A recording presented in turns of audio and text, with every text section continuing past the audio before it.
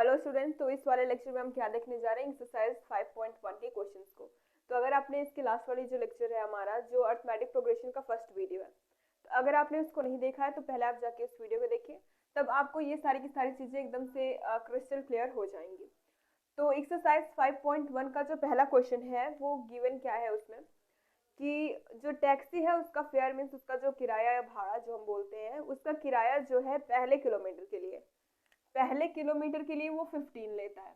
और उसके बाद जैसे आप एक एक किलोमीटर को ऐड करते जाएंगे, उसमें जो फेयर था उसका 15 प्लस 8 होता चला जाएगा, मतलब 8 उसमें एडिशनल होगा। 8 को हम ऐड करते हुए जाएंगे जैसे जैसे उसका किराया, जैसे जैसे हम एक एक किलोमीटर बढ़ते जाएंगे वैसे वैसे। तो देखते हैं कि क्या होगा। तो द टैक्सी फेयर, इसको सॉल्यूशन अगर मैं यहाँ पे लिखूं, सॉल्यूशन, तो the taxi fare for 1 kilometre, 1 kilometre के लिए कितना बताया गया था, 1 किलोमीटर के लिए बताया गया कितना, 15 रुपीज, 15 रुपीज बताया गया 1 किलोमीटर के लिए। तो 1 किलोमीटर के लिए 15 है। अभी आगे अगर हम देखिए टैक्सी फेयर फॉर 2 किलोमीटर, तो मैंने आपको बताया कि 15 तो पहले वाले के लिए, लेकिन जैसे जैसे एक एक किलोमीटर बढ़ता जाएगा उसमें हम 8 उसमें और ऐड करते हुए चले जाएंगे। मतलब ये क्या हो जाएगा, 15 प्लस 8 किसके इक्वल हो जाएगा, ये हो जाएगा यहाँ पे 3, यहाँ पे 2, 23 रुपीज। इससे हमें अरिथमेटिक प्रोग्रेशन को फाइंड आउट करना है। और अगर हम टैक्सी फेयर कितने किलोमीटर के लिए देखें, 3 किलोमीटर के लिए, तो क्या हो जाएगा, अभी हमारे पास कितना मिल के आया, 23। तो 23 तो हमारा 2 के लिए था। अभी इसको हम क्या करेंगे, इसमें हम 23 में 8 और ऐड करेंगे, तो हमें कितना मिल जाएगा यहाँ पे 31। समझ में आ रही है ना बात, कि 8 रुपया हमको ऐड करते हुए चलना है, कब, जैसे जैसे हम एक एक किलोमीटर आगे चल रहे हैं। ऐसे 4 किलोमीटर के लिए अगर हम देखें तो कितना हो जाएगा, 31 plus 8 which is equals to 39 rupees. तो अरिथमेटिक प्रोग्रेशन जो हमारा होगा वो किस तरीके का होगा, पहले किलोमीटर के लिए तो हमें 15 मिला, फिर दूसरे के लिए 23, फिर तीसरे के लिए 31, फिर 39, इस तरीके से हमको मिलता हुआ चला जाएगा आप जितने भी किलोमीटर जाना चाहेंगे। तो ये अरिथमेटिक प्रोग्रेशन हो गया हमारा। ये पहला क्वेश्चन था, उसमें पहले ही बोला गया था कि 1 किलोमीटर के लिए 15 रुपए लेता है वो, और उसके बाद जैसे जैसे आप एक एक किलोमीटर बढ़ाते जाते हैं उसमें 8 रुपया उसके किराए में वो जोड़ता जाता है। तो उसी के हिसाब से हमने किया, टैक्सी फेयर 1 किलोमीटर 15 रुपया गिवन था। दूसरे के लिए हमने 15 जो जितना हम चल चुके हैं, हम कितना 1 किलोमीटर हम चल चुके हैं, तो उसमें हम 8 को और ऐड करेंगे तो हमें उसका टोटल किराया 2 किलोमीटर का मिलेगा। अभी अगर हम 3 किलोमीटर तक जा रहे हैं तो उसका किराया जितना हम 2 किलोमीटर चल चुके हैं उसमें हम 8 को और ऐड करेंगे, तो क्या हो जाएगा 31। इस तरीके से 4 किलोमीटर के लिए अगर आप चाहें तो उसके आगे भी इसको सॉल्व कर सकते हैं। तो ये था हमारा पहला क्वेश्चन का सॉल्यूशन।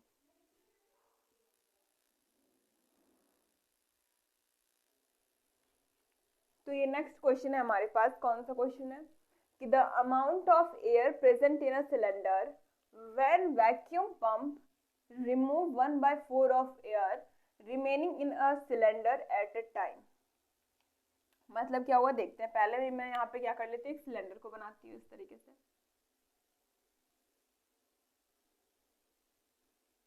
इसमें क्या लगा हुआ है, ये इधर एक पंप लगा हुआ है, ठीक है, इस पे एक ये पंप लगा हुआ है। तो बोला क्या गया कि जब इसको हम इस तरीके से पंप करेंगे तो इसमें से 1/4 एयर जो होगा वो बाहर निकलेगा। किसमें से, जितने भी इसके अंदर एयर होंगे, पूरे इसके अंदर क्या है, एयर फिल्ड है। ये ट्रांसपेरेंट नहीं है, फिर भी मैं इसको इस तरीके से दिखा रही हूँ कि ये इसके अंदर पूरे एयर जो है हमारे वो फिल्ड है।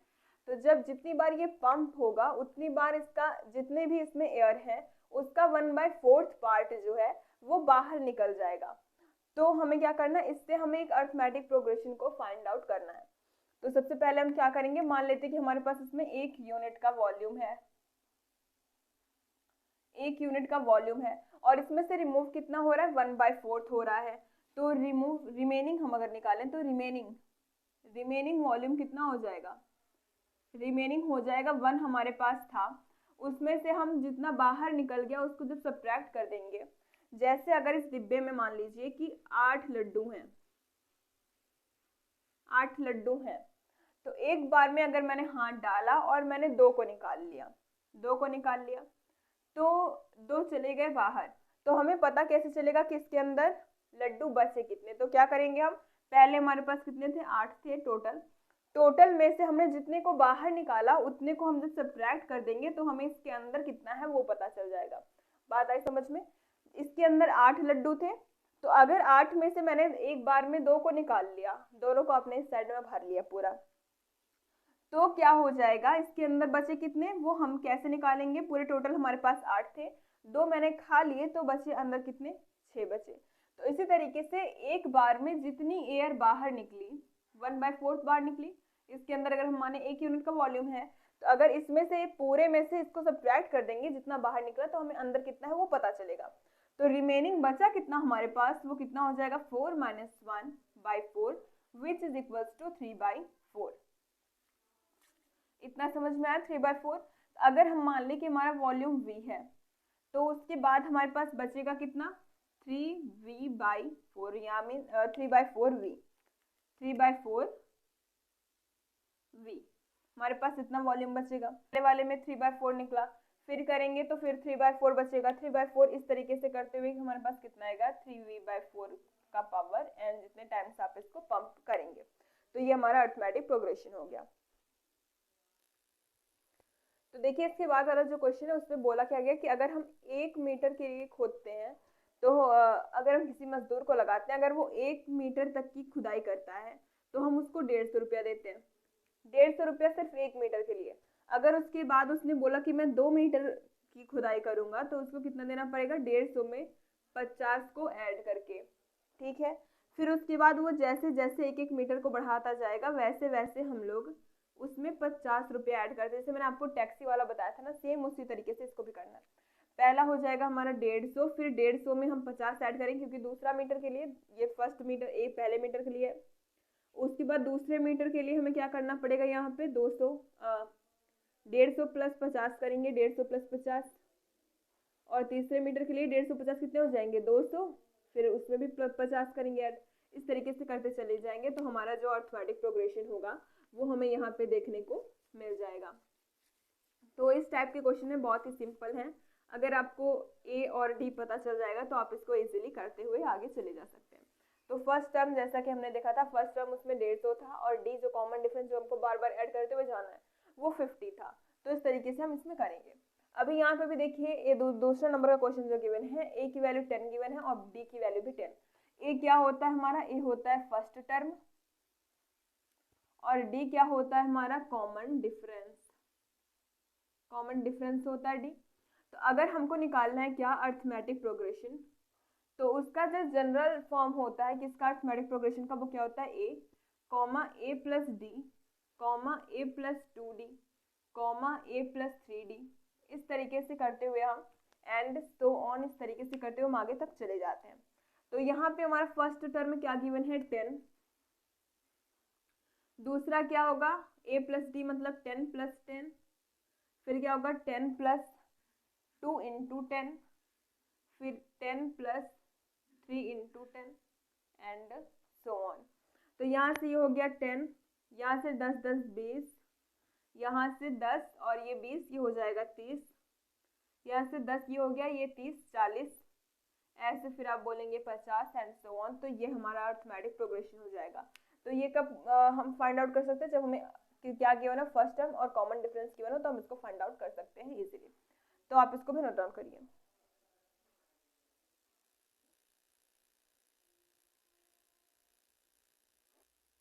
तो ये 5th नंबर का क्वेश्चन है इसी टाइप का, ए और डी टाइप का। तो हम देख लेते हैं कि इसको कैसे सॉल्व करेंगे। तो क्या होता है A plus D A plus 2d A plus 3d, ऐसे करते हुए हम करते हैं। तो क्या करना है यहाँ पे हमको, यहाँ पे करना है ए की वैल्यू क्या गिवन है -1.25, और दूसरा क्या हो जाएगा हमारा -1.25 प्लस में, या फिर अभी माइनस है तो प्लस माइनस माइनस हो जाएगा, तो हम दोनों जगह पे माइनस का यूज करते हुए चलते हैं। फिर करते हैं यहाँ पे प्लस, फिर -0.25। तो यहाँ से हमें क्या मिलेगा, अगर आप चाहें तो आप इसमें सीधा अप्लाई कर सकते हैं, लेकिन यहाँ पे मैं आपको दूसरे तरीके से करके दिखाती हूँ। तो ये तो हो गया -1.25 पहला टर्म, और दूसरा टर्म क्या हो जाएगा दोनों ऐड होंगे क्योंकि ये प्लस माइनस माइनस यहाँ पे आ जाएगा, और जब ये ऐड हो जाएंगे तो -5 कितने हो जाएंगे 0, और ये 2 to 4 है 5.1 इतना मिल गया। अब नेक्स्ट वाले में इसमें हम फिर क्या करेंगे, -1.50 में फिर कितने को ऐड करेंगे, -0.25 ऐड करते हैं, लेकिन यहाँ पे माइनस है तो प्लस माइनस माइनस होगा, इसलिए यहाँ पे माइनस लिख रहे हैं। तो इसकी वैल्यू कितनी हो जाएगी, इसकी वैल्यू हो जाएगी -1.5 इधर आ गया, और 5 to 7 1.75, तो यहाँ पे हम क्या लिख देंगे -1.75। अब -1.75 में फिर हम किसको ऐड करेंगे, -0.25, क्योंकि कॉमन डिफरेंस को ही हम ऐड करते हुए चले जाते हैं।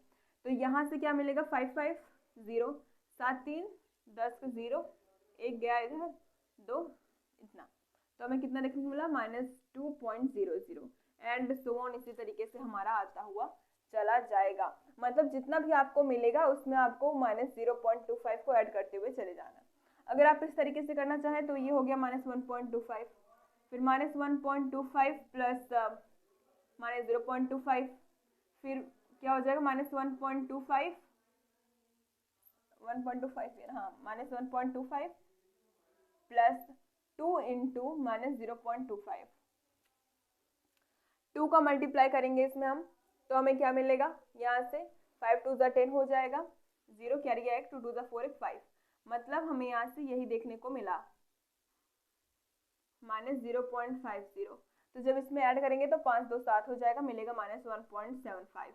तो इस तरीके से चाहे तो आप इस तरीके से करिए, चाहे फिर आप इसमें वैल्यू पुट करके करिए, दोनों से ही आपका आंसर सेम आने वाला है, तो आप इसको भी नोट डाउन करिए। यहाँ पे हमें क्या फाइंड आउट करना है, कॉमन डिफरेंस डी। तो कॉमन डिफरेंस डी के लिए मैंने आपको क्या बताया था कि अगर आप चाहें तो आप इसमें से किसी भी एक टर्म को लीजिए, जैसे मैंने ये थर्ड वाले टर्म को लिया, और उसके प्रीसीडिंग टर्म जो कि 5/3 मतलब उसके पिछला वाला जो टर्म है उसमें आप उसको सब्ट्रैक्ट कर देंगे तो आपको क्या मिल जाएगा, डी। तो अगर मैं मानूं कि ये ए है, A1, इसको A2, इसको A3 और इसको A4, इस तरीके से अगर मानूं तो D को हम किस तरीके से निकाल सकते हैं, पहला तो हो जाएगा A2 माइनस A1, या फिर A3 माइनस A2, या फिर A4 माइनस A3। इस तरीके से करके हम क्या निकाल सकते हैं, इसके कॉमन डिफरेंस को। यहाँ पे शायद इस तरीके से कुछ गिवन है, तो पहला हम क्या करेंगे, A2 माइनस A1 से ही इसको फाइंड आउट करेंगे। तो D is equal to A2 की वैल्यू कितनी है 5/3, फिर -1/3 A1 की वैल्यू, तो ये क्या हो जाएगा, नीचे का डिनोमिनेटर सेम है तो 5 - 1/3 इज इक्वल टू 4/3। तो आप क्या करिए, आप इससे भी और इससे भी चेकआउट करिए कि क्या ये जो कॉमन डिफरेंस D आया क्या ये सबके लिए सेम है या नहीं। ठीक है, अब इसके लिए देखते हैं। इसके लिए A1 ये रहा, A2, A3 और A4। तो क्या करना है, D को फाइंड आउट करना है, तो इसमें भी हम A2 माइनस A1 करेंगे, तो हमें क्या देखने को मिलेगा 1.7 माइनस 0.6। तो जब इसको इसमें से सब्ट्रैक्ट करेंगे तो 7 - 6 करेंगे तो 1 मिलेगा 0.1, तो इसमें कॉमन डिफरेंस 1.1 मिला। अभी आप चाहें तो A3 माइनस A2 से भी निकाल सकते हैं इसमें, और A4 माइनस A3 से भी निकाल सकते हैं, तो आप इन सब से इसको चेकआउट करिएगा। तो इस तरीके से हम कॉमन डिफरेंस को यहाँ पे फाइंड आउट करते हैं। अब देखिए जो 4 नंबर का क्वेश्चन है इसमें का मैंने पहला ले रखा है, इसमें बोला है कि क्या ये जो सीक्वेंस या फिर जो कुछ भी लिस्ट ऑफ नंबर हमारे पास गिवन है क्या ये अर्थमेटिक प्रोग्रेशन को फॉर्म करेंगे या नहीं। तो मैंने आपको बता रखा है कि अर्थमेटिक प्रोग्रेशन तभी फॉर्म हो सकता है जब उसमें कोई स्पेसिफिक ऑर्डर को वो फॉलो करता हो, या उसमें कुछ एक फिक्स्ड नंबर को हम ऐड करते हुए चलें। तो कैसे देखेंगे, अगर उसका कॉमन डिफरेंस डी सभी जगह पे सेम है तो हम बोलेंगे कि हाँ एक फिक्स्ड नंबर ही ऐड हो रहा है। तो पहले कॉमन डिफरेंस निकालेंगे सबका, तो यहाँ पे देखते हैं डी निकालने के लिए क्या करेंगे, A2 माइनस A1, तो 4 - 2 विच इज इक्वल टू 2। अब फिर दूसरा डी निकालने के लिए क्या करेंगे, 8 - 4 विच इज इक्वल टू 4। अभी तीसरा निकालने के लिए क्या करेंगे कि 16 - 8 विच इज इक्वल टू 8। तो क्या आपको दिख रहा है क्या यहाँ पे किसी फिक्स्ड नंबर को हम ऐड कर रहे हैं, तो ऐसा बिल्कुल भी नहीं है, यहाँ पे हम किसी भी फिक्स्ड नंबर को ऐड नहीं कर रहे हैं, तो ये किसी भी AP को फॉर्म नहीं करेगा, क्योंकि इसका जो कॉमन डिफरेंस है, common difference is not same everywhere, इसका जो कॉमन डिफरेंस है वो कहीं पे भी सेम नहीं है। तो हम क्या बोलेंगे, जब कॉमन डिफरेंस ही सेम नहीं है तो ये एक अर्थमेटिक प्रोग्रेशन को फॉर्म नहीं करेगा। अर्थमेटिक प्रोग्रेशन क्या होता है, जैसे मैंने आपको बताया था 1 3 5 7 8 9 11।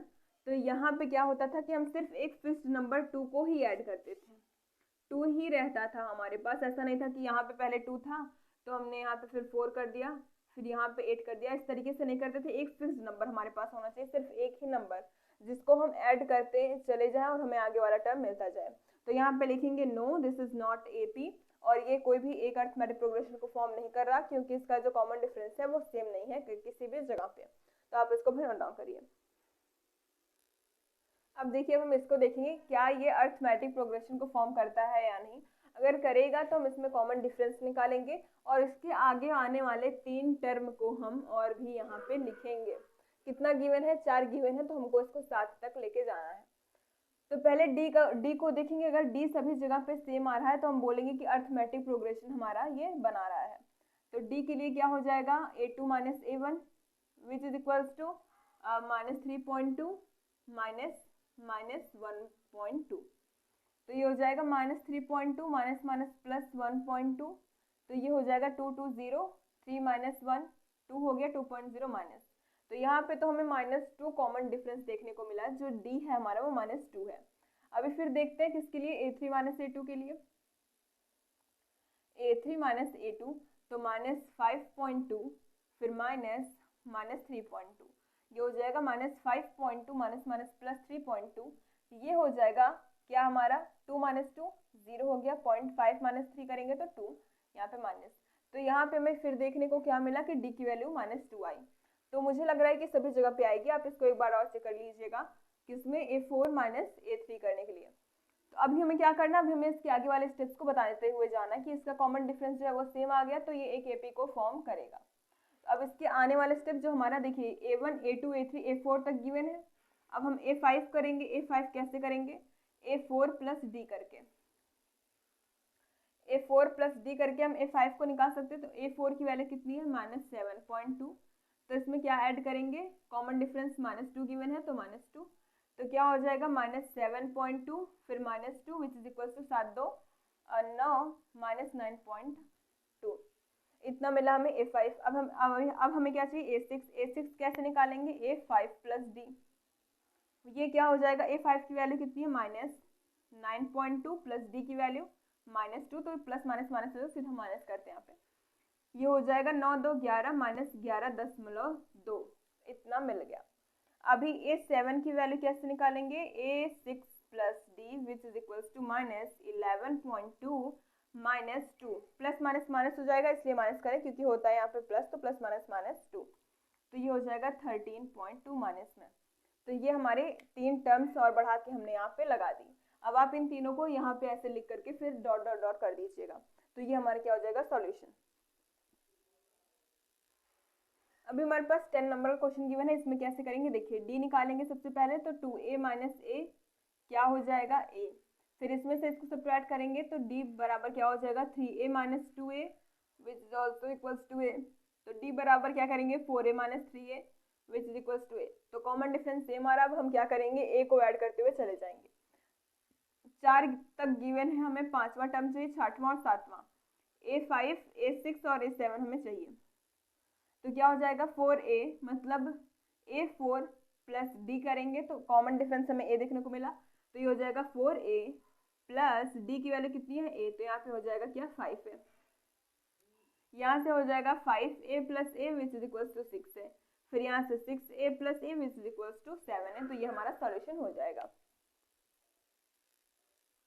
अब इसको भी देख लेते हैं, a square a cube a4। तो d के लिए हम क्या करेंगे, d के लिए हो जाएगा a स्क्वायर माइनस a। तो इसको हम क्या लिखेंगे, a को कॉमन किया बचा a माइनस 1, a को कॉमन किया तो a माइनस 1। फिर दूसरा जब करेंगे तो a cube minus a square, तो यहाँ से a स्क्वायर को कॉमन लेंगे तो बचेगा a माइनस 1। फिर जब तीसरा करेंगे तो a4 minus a3, a4 minus a3। तो यहाँ से हमें क्या देखने को मिलेगा, a3 a माइनस 1। यहाँ से हमें दिखने में क्या आ रहा है कि यहाँ से जो d की वैल्यू है वो कहीं पे भी सेम नहीं है। तो जब सेम नहीं है तो ये अर्थमेटिक प्रोग्रेशन को फॉर्म कभी भी नहीं करेगा।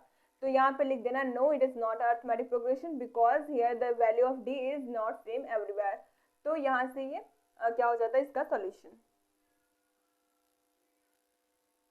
अब इसमें हमें कॉमन डिफरेंस देखना है, तो डी के लिए हम क्या करेंगे, अंडर रूट में 8 माइनस अंडर रूट 2 क्या होता है, ये a1 a2 a3 a4, तो a2 माइनस a1 किया हमने, a2 माइनस a1 किया, तो यहाँ से क्या हो जाएगा, रूट 8 को हम क्या कर सकते हैं, 8 का आपको फैक्टर देखना है, तो 2 2 जा 4 और 2 4 जा 8 और 2 2 जा 4 हो जाएगा, 2 1 जा 2, तो यहाँ पे हम क्या लिख सकते हैं इसको, 2 का स्क्वायर, देखिए अंडर रूट में 2 का स्क्वायर इंटू 2 कर सकते हैं माइनस रूट 2, तो क्या 2 का स्क्वायर बाहर जा सकता है, बिल्कुल जा सकता है, तो उसको हम क्या लिखेंगे, 2 अंडर रूट 2 माइनस रूट 2। अब देखिए अगर आपके पास 2 रूट 2 है फिर 1 रूट 2 है, तो 2 माइनस 1 करेंगे तो 1 रूट 2 मिलेगा, मतलब यहाँ से 1 रूट 2 मीन्स रूट 2। इतना हो गया, एक कॉमन डिफरेंस हमें यहाँ पे देखने को मिल गया। अभी अगर हम करें किसके लिए, 18 माइनस 8 के लिए, डी निकाले, फिर अंडर रूट में 18 माइनस 8 को हम क्या लिख सकते हैं, 2 रूट 2, हमें पता चल गया कि 8 को हम 2 रूट 2 लिख सकते हैं।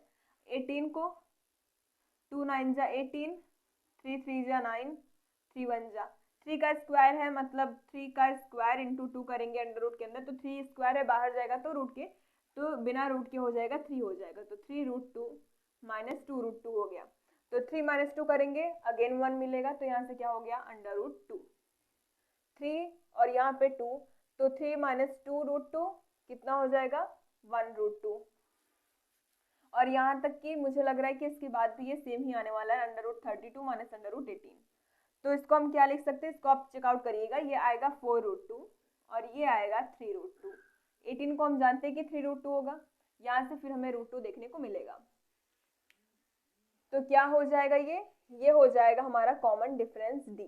तो इसके आगे के टर्म्स आप फाइंड आउट कर सकते हैं इसमें रूट टू को ऐड कर करके, तो इस तरीके से हम क्या करेंगे, इसके आगे के 3 टर्म्स हमें फाइंड आउट करने हैं, उसको आप कर लीजिएगा। तो इसी के साथ में आज का ये वीडियो जो खत्म होता है। अगर आपको वीडियो अच्छी लगती है तो लाइक करिएगा and subscribe for more videos also. Thanks for watching.